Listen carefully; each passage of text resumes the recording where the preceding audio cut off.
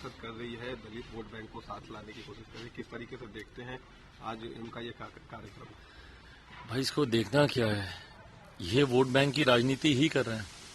आज 19 साल के बाद मेरे मुख्यमंत्री को भीम सांसद, अनुसूचित जाति वर्ग के लोगों की उनको याद आई, तब जब प्रधानमंत्री ने खुले मन से इस बात को प्रमाणित किया कि वो किस तरीके से दलित विरोधी हैं। मेरे नेता मेरे पिता को किस तरीके से उन्होंने अपमानित करने का काम किया, ये खुद प्रधानमंत्री ने बताया।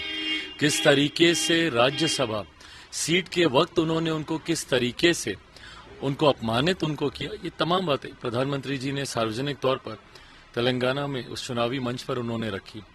और तो और पूर्व मुख्यमंत्री जो कि पुनः दलित समाज से आते हैं, उनको बिहार विधानसभा में जिन शब्दों का इस्तेमाल उनके लिए किया गया, जिस तरीके से वहां पर उनको अपशब्द बोले गए, ये तमाम बातें प्रमाणित करती हैं कि मुख्यमंत्री जी की सोच अनुसूचित जाति विरोधी वो रही है। उन्होंने इस समाज में अपने लाभ के लिए बंटवारा करने का भी उन्होंने काम किया, दलित को महादलित किया, कई बड़े बड़े लुभावने वादे उस वक्त किए, पर आज भी जाके देखिए 3 डेसिमल जमीन देंगे, ये देंगे, वो देंगे, किसको क्या मिला? आज भी वो समाज अगर हाशिए पर है, आज भी अगर अनुसूचित जाति वर्ग बिहार में खास तौर पर आज भी अपने हक अधिकारों से वंचित है, तो इसके जिम्मेदार मेरे मुख्यमंत्री हैं ना। आज आप चले जाइए, शराबबंदी कानून मेरे मुख्यमंत्री लागू करते हैं, पर पासी समाज के लोग जो ताड़ी बेचने के, जिनका खानदानी व्यवसाय ये रहा है, ताड़ी बेचने के आरोप में उन लोगों को लाखों की संख्या में बिहार की जेलों में उनको बंद करके रखा हुआ है। एक के बाद एक जिस तरीके से अनुसूचित जाति वर्ग के साथ इन्होंने अन्याय करने का काम किया। आज सबसे ज्यादा उत्पीड़न की घटनाएं अनुसूचित जाति वर्ग के साथ होती हैं। हत्या हो, बलात्कार हो, युवकों की गला रेतकर हत्या करने का मामला हो, चौकीदारों की हत्या जिस तरीके से बिहार में हो रही है, ये तमाम बातें प्रमाणित करती हैं। तो आज जब ये भीम संसद जब मुख्यमंत्री कर रहे हैं, तो उनको उस मन से ये तमाम बातों को रखने की जरूरत है कि आज 19 साल के बाद भी अगर बिहार में अनुसूचित जाति के ये हालात हैं, आज भैया आप प्रमोशन में रिजर्वेशन आप नहीं देते, क्यों? बाकियों को तो आपने प्रमोट किया, क्यों सिर्फ अनुसूचित जाति को आपने उसमें छोड़ दिया? सिर्फ इसीलिए क्यों? क्योंकि आपकी सोच दलित विरोधी है।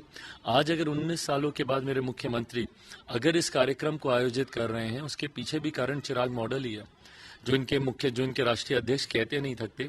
चिराग मॉडल 2020 में जिस तरीके से चिराग मॉडल की वजह से मुख्यमंत्री नीतीश कुमार जी की पार्टी तीसरे नंबर की पार्टी बनी, ये कारण है कि आज इस समुदाय को वोट बैंक बनाने की सोच, और जिस तरीके से प्रधानमंत्री जी ने उन पर प्रहार किया है, ये कारण है कि आज उनको अनुसूचित जाति की उनको याद आ रही है। पर वहां पर भी तो ये उन्होंने क्लेम किया है कि जेडीयू के कई मंत्री और नेता हमारे टच में एनडीए को लेकर और बहुत जल्द शामिल होंगे। भाई बिल्कुल सही बात है, मैं तो बोल ही रहा हूँ, लंबे समय से हम लोग कह रहे हैं, और रह रहकर उनके कई नेता हम लोग की पार्टी में आए हैं। और आने वाले दिनों में आप देखिए, खरमास के तुरंत बाद देखिएगा जिस तरीके से जनता दल यूनाइटेड में एक बड़ी टूट होगी।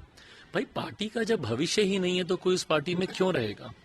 मेरे मुख्यमंत्री का अपना ही भविष्य, राजनीतिक और व्यक्तिगत दोनों, जिस तरीके से, और मैं बार बार बोलता हूं, जब मैं इस बात को कह रहा हूं, मैं कोई तंज नहीं उन पे कस रहा, मैं कोई ताना नहीं उनको दे रहा, बट हाँ, मानसिक परिस्थिति मेरे मुख्यमंत्री की अभी जिस तरीके से है, ऐसे में कोई उनके नेतृत्व में क्यों रहना चाहेगा, उनकी पार्टी में क्यों रहना चाहेगा? और मेरे मुख्यमंत्री के बाद सेकंड लीडरशिप तो उन्होंने डेवलप की नहीं है जनता दल यूनाइटेड में, कि कोई उनके बाद उनकी पार्टी को संभाल सके। और वैसे भी वो किसी दूसरी पार्टी के नेता को प्रमोट करने में लगे हुए हैं। वो तो कहते ही हैं कि भाई हमारे बाद ये उत्तराधिकारी रहेंगे। तो भाई जेडीयू का नामो निशान लेने वाला कोई नहीं बचेगा।